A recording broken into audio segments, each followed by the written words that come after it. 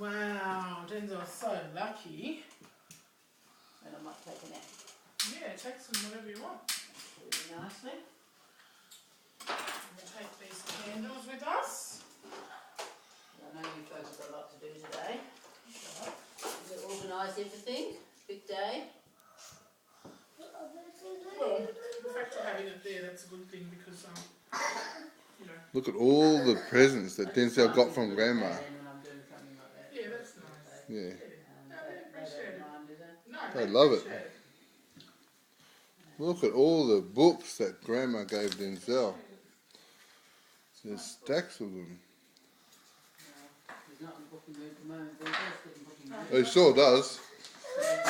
Look at the vegetables that Grandma brought down for Nene. Grandma's going to go away now. He's upset. Got a long way to go in the car. Go in the car again.